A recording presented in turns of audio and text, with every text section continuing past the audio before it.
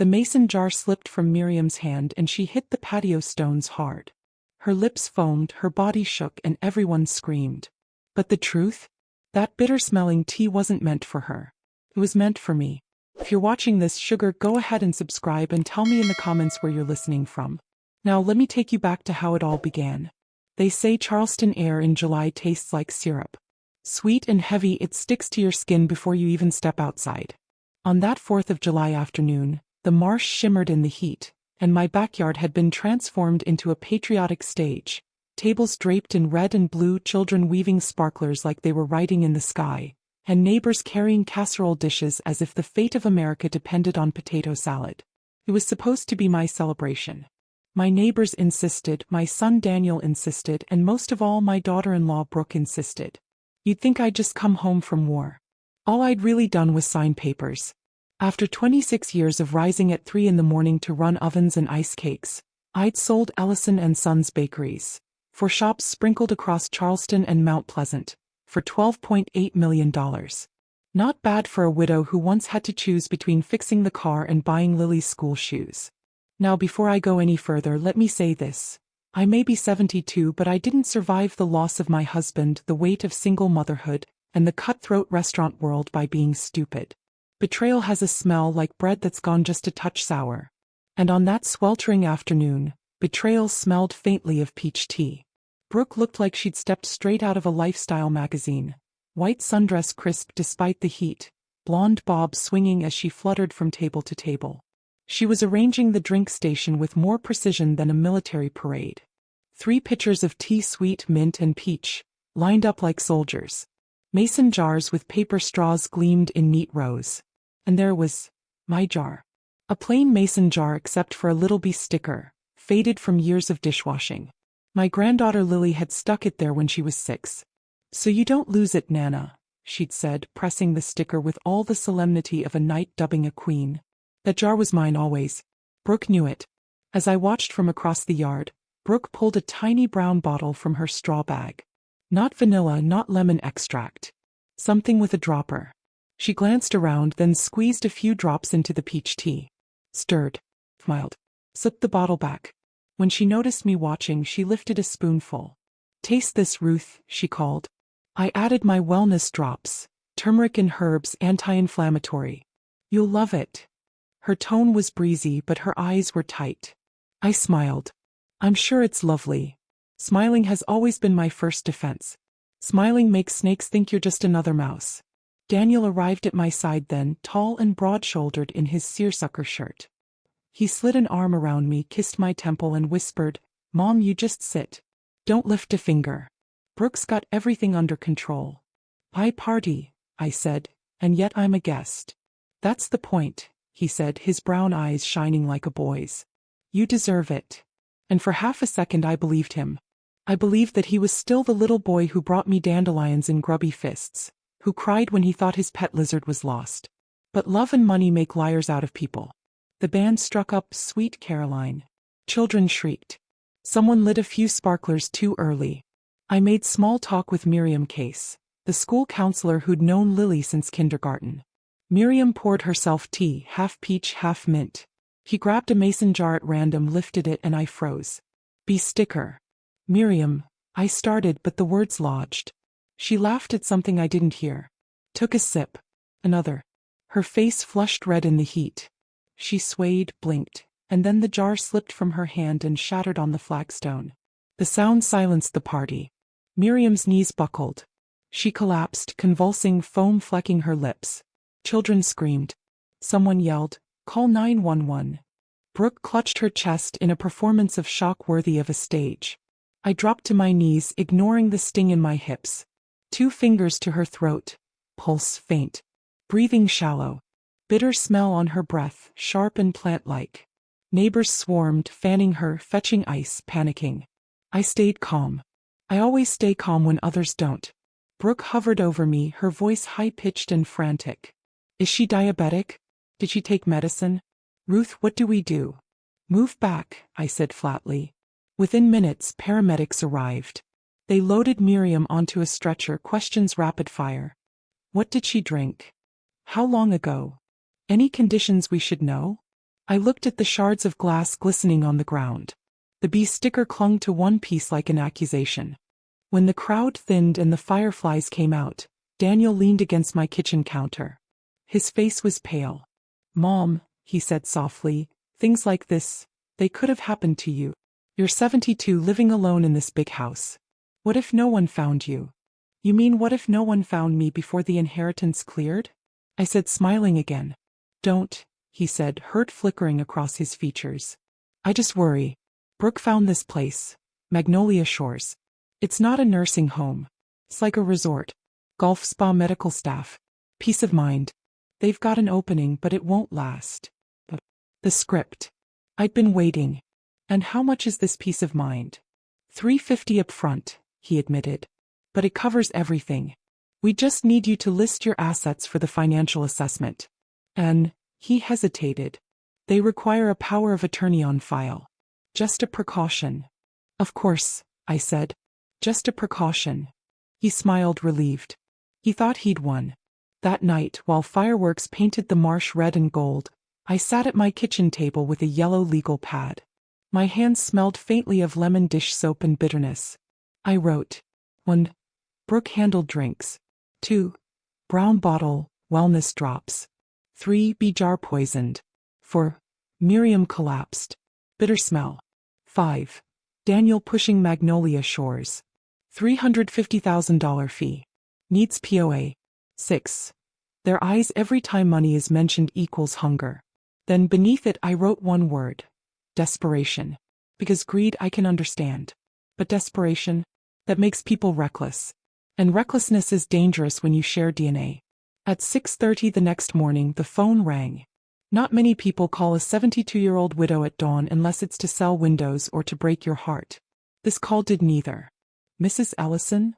The voice was sharp, businesslike. "This is Marla Cortez. Your accountant David said you might need counsel. He told me to expect your call." "Yes," I said. "I need someone who knows how to protect me from my own family." There was a pause. Then, cool as steel, "Tell me everything." And I did. By morning, everyone in Charleston knew my neighbor had collapsed in my backyard. What they didn't know was that the poison in her blood had been meant for me. They said it was the heat or exhaustion or maybe something she ate. But I knew better. I'd smelled it on her breath. Bitter, plant-like, wrong. And if I was right, then the poison that nearly killed Miriam Case was still out there, waiting for its intended target. By the time I walked into St. Matthew's Hospital, the Charleston sun was already burning off the morning haze. Miriam lay pale but alert in her bed, for drip in her arm, and that same good-natured smile fighting to return to her lips. "Ruth," she whispered when she saw me, "you look like you didn't sleep." "Neither did you," I said softly, sitting by her side. The nurse charted quietly near the door. I leaned in. "Do you remember what happened?" She frowned, thinking. "I was drinking tea and then, dizzy. Everything blurred. The taste was odd. Bitter. That's all I recall. Bitter. Not heat exhaustion. Not dehydration." Brooke bustled in then, carrying a basket of flowers large enough to block the doorway. "Miriam," she cried too loudly. "We've been so worried." She meant herself. Daniel trailed in behind, his face pale and drawn. Brooke kissed Miriam's forehead, then placed the flowers right where the nurse would trip over them. "Doctor says you'll be fine," she continued, her voice syrupy. "Must have been the heat." "Funny," I said, smiling at her. "You told the neighbors it was probably Miriam's medication." Brooke's face froze just a flicker, then smoothed over. "Well, you know how gossip is. I just want everyone calm." I patted her hand. "How thoughtful of you." Her hand was ice cold. That evening, Daniel showed up at my house with a casserole Brooke had probably bought from Whole Foods. He placed it on my counter, looking everywhere but at me. "Mom," he began, "I know yesterday was hard. But it proved something, how fragile things can be. What if that had been you?" "There it is again," I said, spooning coffee into the machine. "Everyone keeps saying that. Because it's true. You're 72 living alone in this big house. Brooke and I just want to make sure you're safe." "Safe," I repeated. "At Magnolia Shores?" His jaw tightened. "It's not like that. It's beautiful.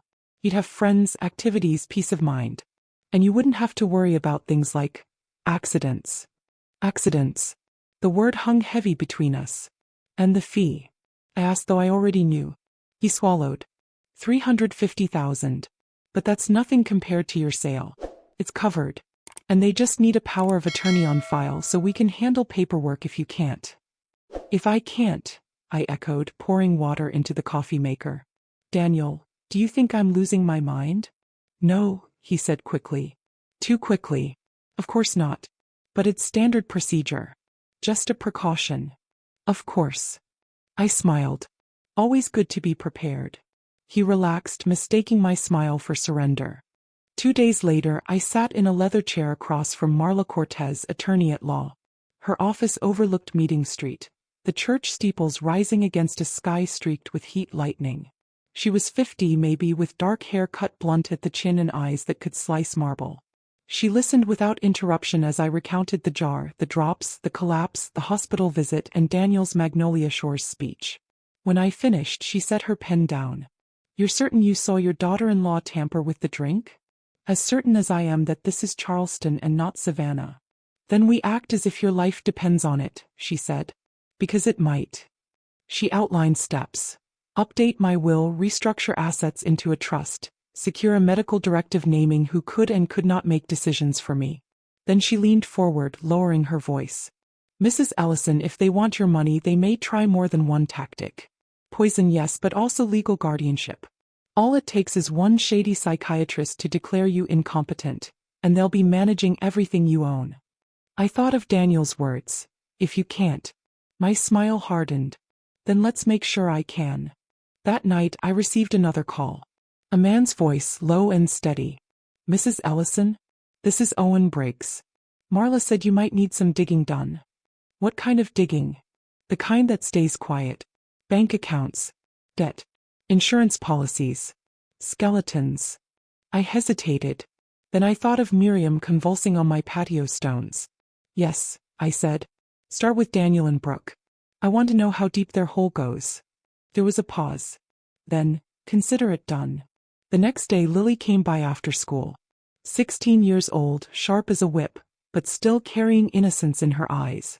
She sat at my kitchen table, tracing the rim of her glass. Nana, she said quietly, I saw something at the party. My heart squeezed. What did you see, sweetheart? Mom, he had a little brown bottle. She poured drops into the tea. I thought it was just flavoring, but her voice faltered. I took her hand. You didn't drink any, did you? She shook her head. No. But Nana, why would she do that? I squeezed her hand tighter. That's what I intend to find out. Friday afternoon the phone rang. St. Matthew's Hospital. Mrs. Ellison, the doctor said, we've completed initial labs on Ms. Case. We detected traces of oleander extract in her blood. Highly toxic. We're fortunate she didn't ingest more. Oleander. The ornamental bush that lined half the driveways in Charleston. Beautiful. Deadly. Easy to disguise. I thanked him, hung up, and sat in silence. The jar had been meant for me. Miriam had nearly died in my place. I opened my ledger and wrote one word beneath the rest. Proof. That evening Brooke herself came by. Her perfume filled my kitchen before she did. She wore linen, cream-colored, soft as her voice. Ruth, she began, I've been so worried. With everything happening, maybe it's time you thought seriously about Magnolia Shores. Daniel and I can handle the paperwork. You'll never have to worry again. She reached for my hand, those manicured nails gleaming. I smiled, sweet as pecan pie. You're right, dear. Maybe it's time I let you handle things. Her eyes lit up, greedy and bright. She never noticed the cameras Marla's firm had installed in the corners of my kitchen. And that was her mistake. The truth about poison is that it lingers, not just in the blood but in the silence that follows.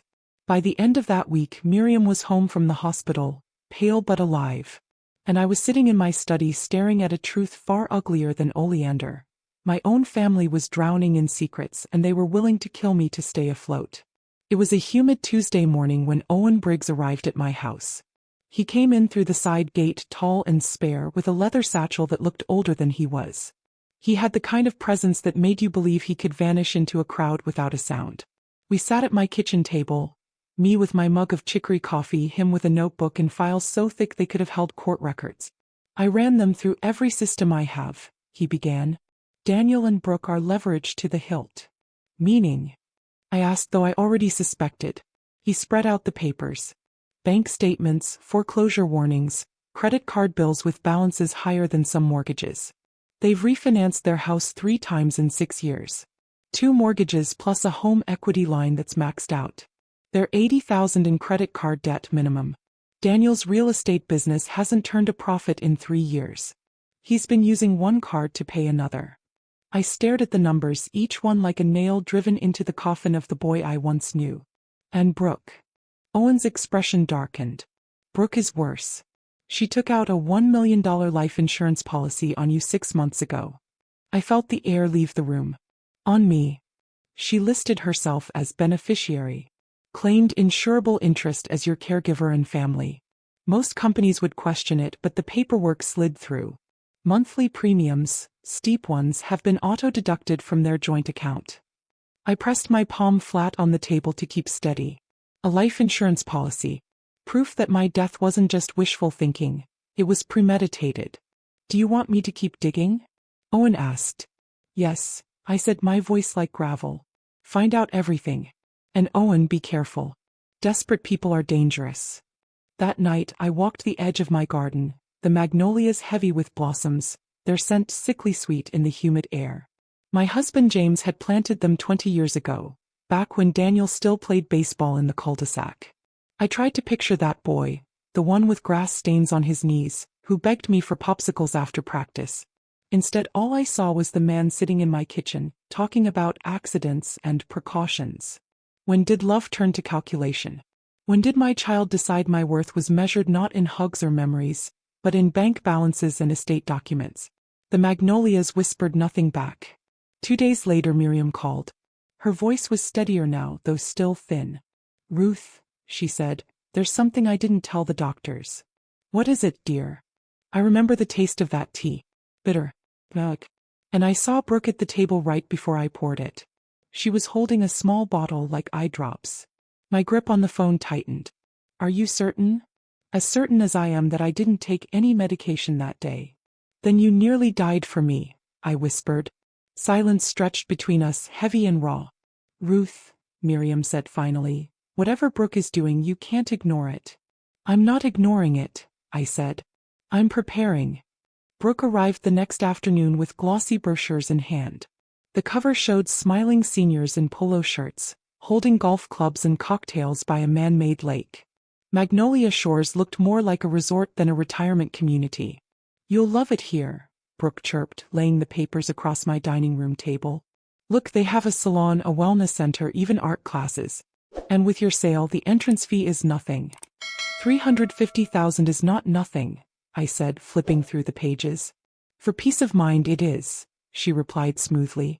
And once you're settled, Daniel and I can help manage the rest. Less stress for you.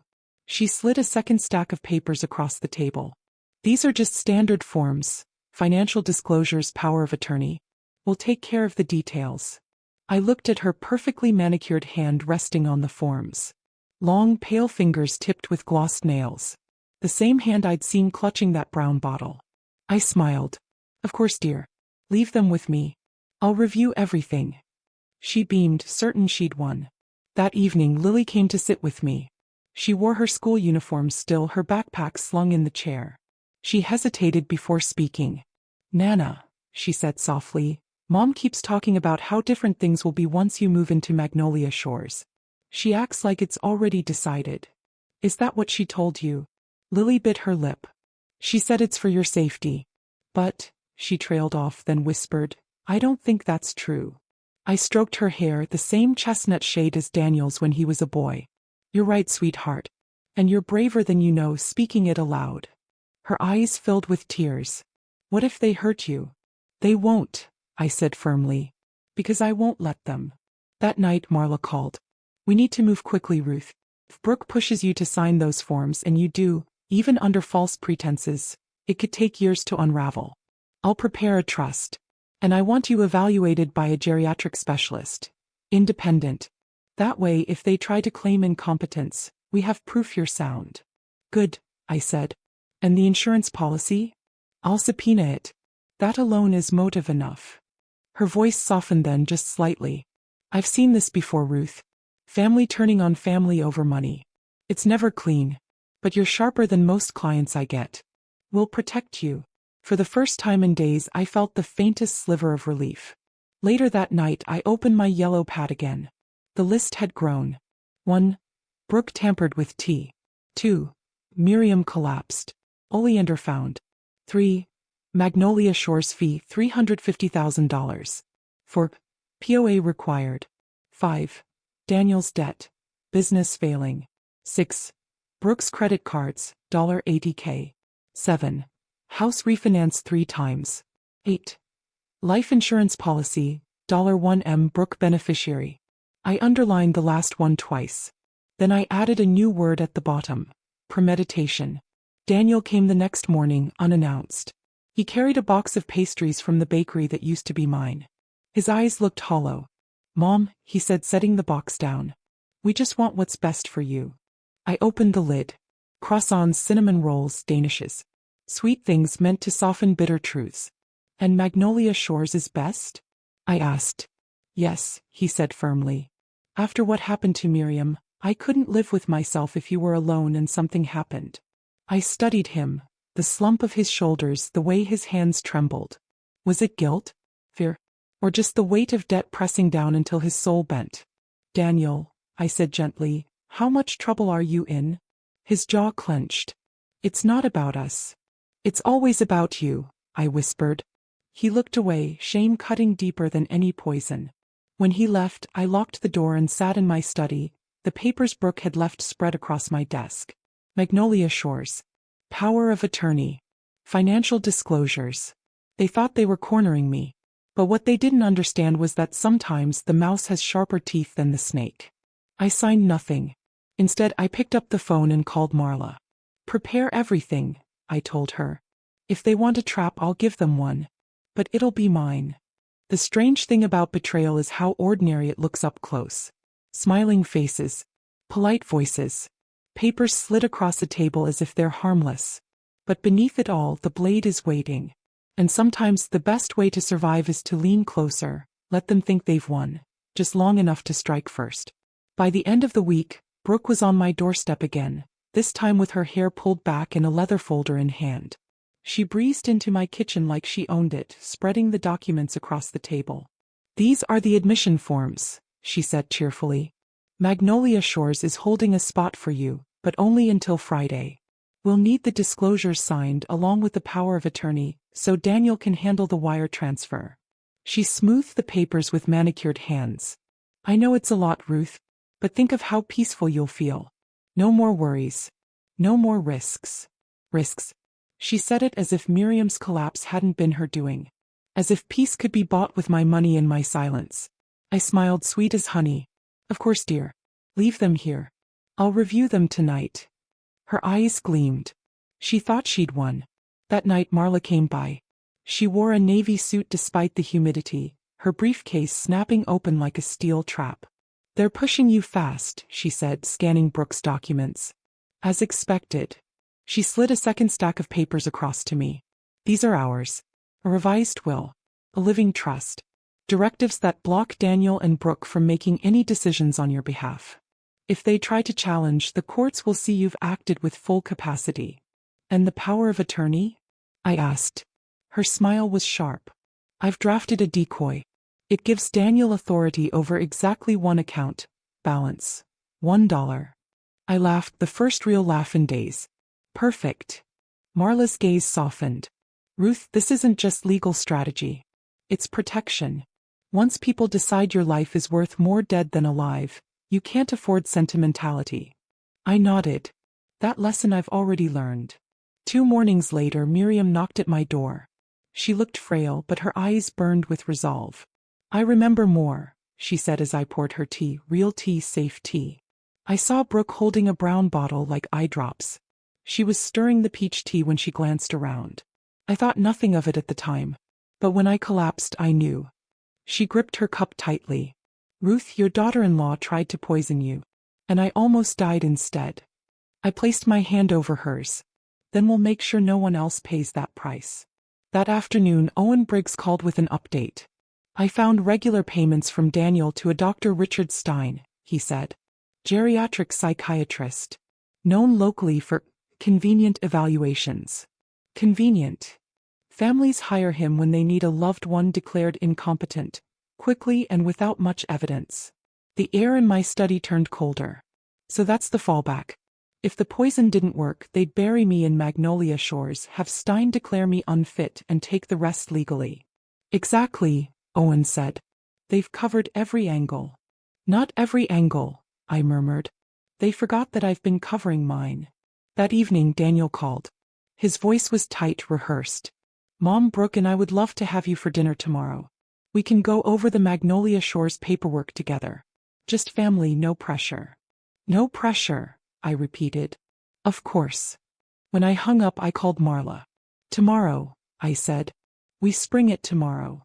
The next night I walked into Daniel and Brooke's house with a pie in hand, the way mothers have for centuries. Their kitchen gleamed with marble counters and appliances they couldn't afford. Brooke kissed my cheek, perfume cloying. Daniel opened wine, his hands unsteady.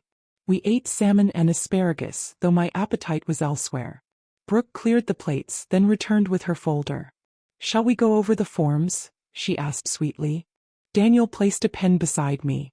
Mom, this is just to make sure you're protected. Nothing more. I looked at the papers. The power of attorney. The disclosures. Magnolia Shores admission. Each page a brick in the coffin they were building for me. I smiled. Why not? Brooke exhaled, relief flooding her features. Daniel reached for the pen. And that's when the doorbell rang. Brooke frowned. Who could that be? Daniel rose, muttering, and opened the door. Standing there was Marla Cortez, briefcase in hand, flanked by 2 officers from Charleston PD. Evening, Marla said smoothly, stepping inside. We thought it best to join this conversation. Brooke's face drained of color. Daniel stammered, What is this? The officers introduced themselves. One set a folder on the table. Mrs. Ellison, we've reviewed the toxicology from Ms. Case's collapse. Oleander extract. Traces found in the tea pitcher from your party. I leaned back, watching Brooke's hands tremble. The officer continued.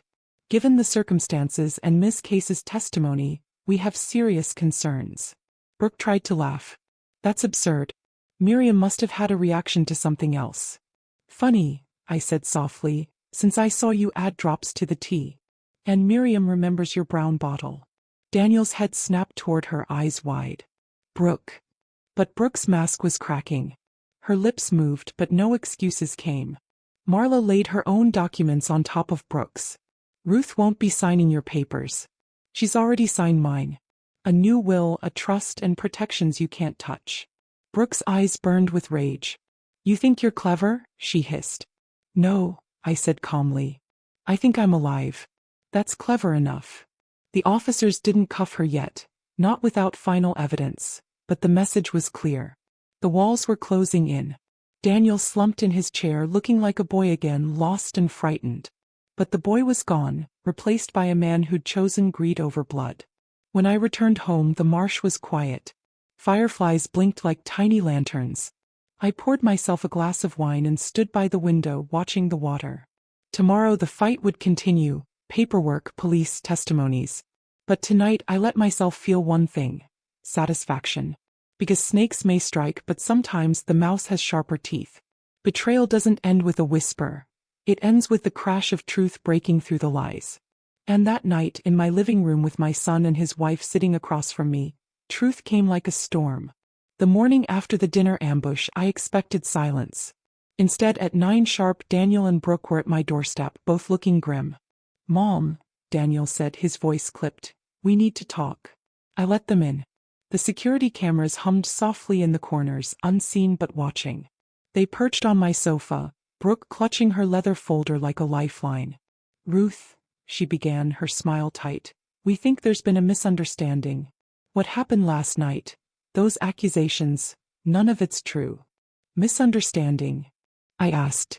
Miriam's collapse was a misunderstanding? She has health issues, Brooke said quickly. She's confused. And toxicology labs make mistakes all the time. I sipped my coffee. Of course. But what about the brown bottle she saw in your hand? Daniel flinched. Brooke's eyes flashed. Lies. She's lying to cover her own mistakes. Her voice was sharp now, brittle, cracking under pressure. Daniel leaned forward, his palms sweating. Mom, listen. We know you're under stress, but we just want what's best for you. You're 72, living alone. Things happen. You could fall or worse. He gestured toward Brooke's folder. If you'll just sign the papers, we can take care of you. Magnolia Shores is waiting. Waiting to bury me alive, I muttered. What? Nothing. I smiled faintly. Go on. Daniel's voice grew urgent. Mom, please. Think about it. You don't want to end up helpless. We're trying to protect you. Protect me. Always that word twisted into a blade. I set my coffee cup down with deliberate calm. You know, you're right. I do need to think about the future. That's why I updated everything yesterday. Brooke's head snapped up. Updated. My will. My trust. My directives. All properly notarized. The temperature in the room dropped. Daniel's face drained of color. What kind of updates? The kind that protect me from predators, I said evenly. The bulk of my estate now goes to charity. Daniel, you'll receive a modest trust, $50,000 a year. Enough to live, not enough to squander. Brooke's knuckles whitened around her folder. And me? Nothing, I said flatly. Not a penny. I don't reward attempted murder. Her composure shattered. You can't prove anything, she snapped. Oh, but I can. Miriam remembers your brown bottle. Toxicology confirmed oleander. And the life insurance policy you took out on me? That's motive enough. Daniel's head whipped toward her. Life insurance? What policy? Brooke froze. Her mouth opened then closed. Yes, Daniel, I said quietly. Your wife insured my death for $1 million. Did she forget to mention that? His face twisted with horror. Brooke, tell me she's lying. But Brooke said nothing. The doorbell rang. Through the monitor I saw Detective Lisa Morrison and her partner. I opened the door and they stepped inside, their presence filling the room like thunderclouds.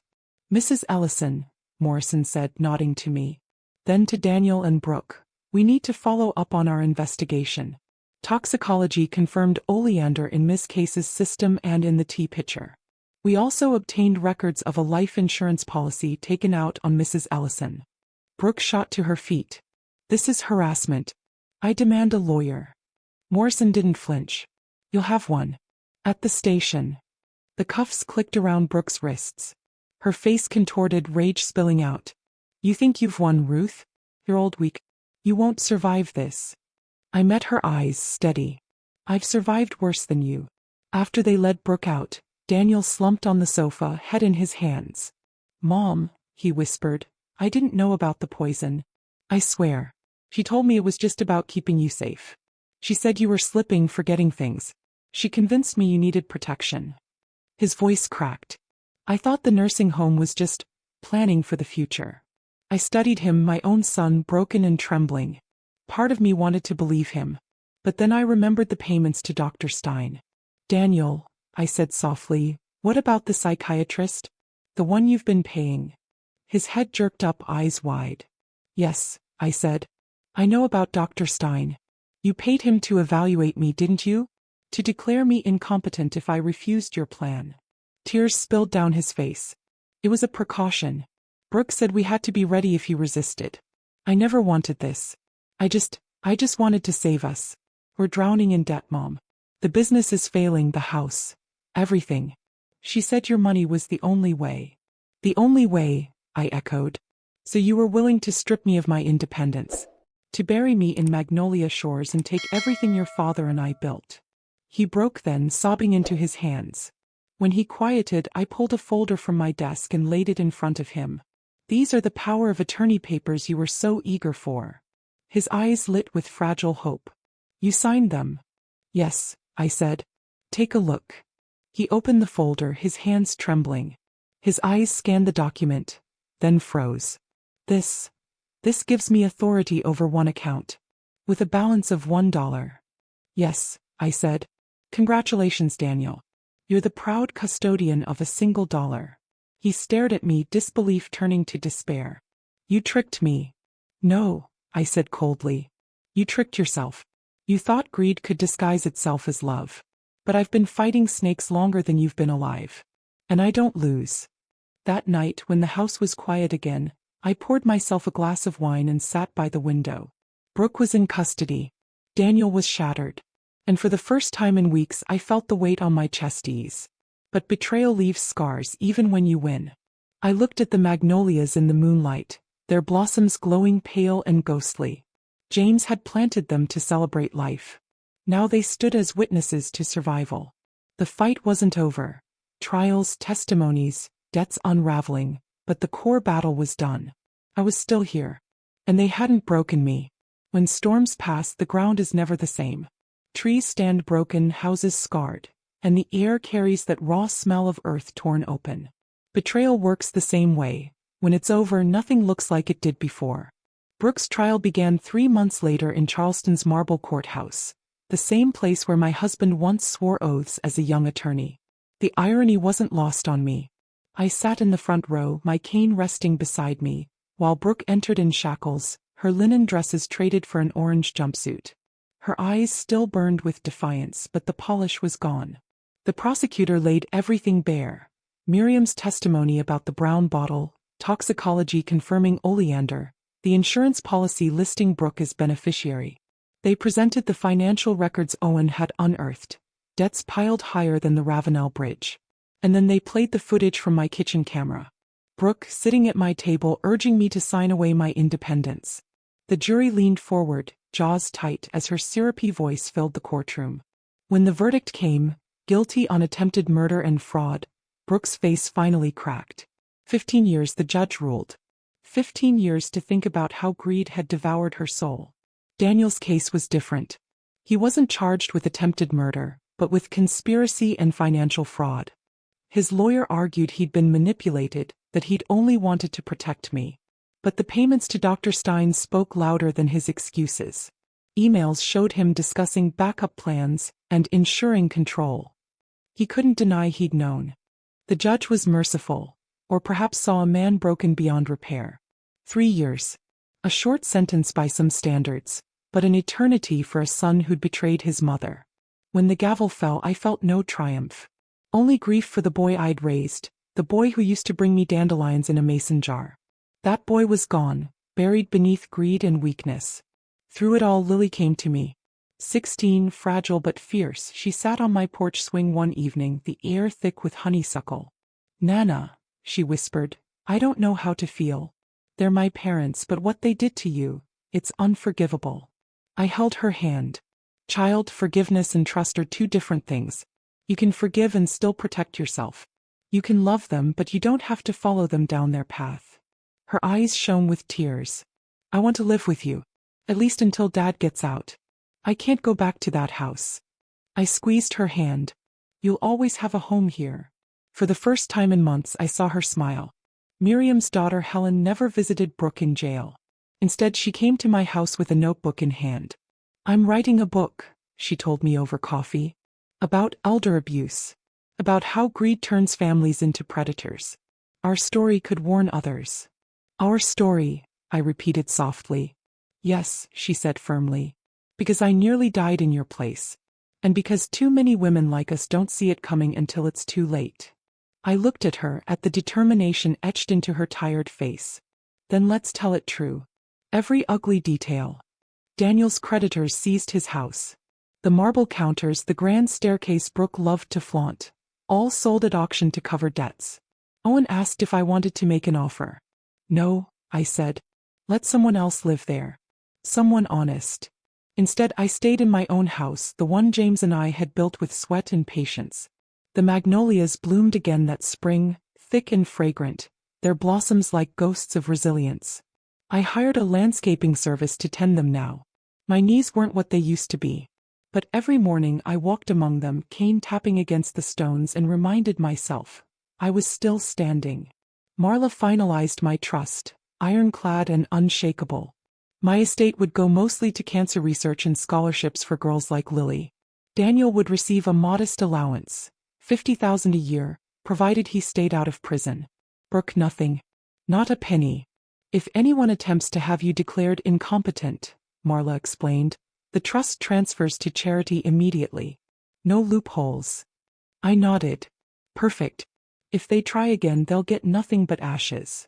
One night, Lily's cousin Emma, Daniel's daughter, called from her dorm at Northwestern. Grandma, she said, her voice thick with emotion, I got into pre-law, just like you suggested. I want to fight for people who can't fight for themselves. Tears filled my eyes. I'm proud of you, sweetheart. More than you know. Maybe that was the real victory. Not just surviving betrayal, but ensuring the next generation learned a different lesson. Now, as I sit in my study with the marsh stretching beyond the window, I think about everything that's happened. My son conspired against me. My daughter-in-law tried to poison me. The law stepped in and justice was served, but the wounds remain. And yet, I am not broken. Betrayal cuts deep, yes, but survival cuts deeper. I've built new boundaries, found new allies, and kept my independence. People think age makes you powerless. They're wrong. At 72, I've proven that strength isn't measured in years, but in will. So when the night grows quiet and doubt creeps in, I whisper to myself, I am still here. I am still mine. Family betrayal leaves scars you can't see. It robs you of illusions, but it also gives you clarity. I've learned that sometimes the people who share your blood are the ones most eager to spill it. But I've also learned that resilience blooms even among poison. Like the magnolias outside my window. Fragile in appearance, strong in root, I will endure. And anyone who underestimates a sharp old woman will pay dearly for that mistake. Family betrayal cuts deeper than any enemy's knife. But I chose survival and I chose to fight back. What about you? If your own child betrayed you for money, would you forgive? Or would you fight? Tell me in the comments below. And don't forget to subscribe so you don't miss the next story.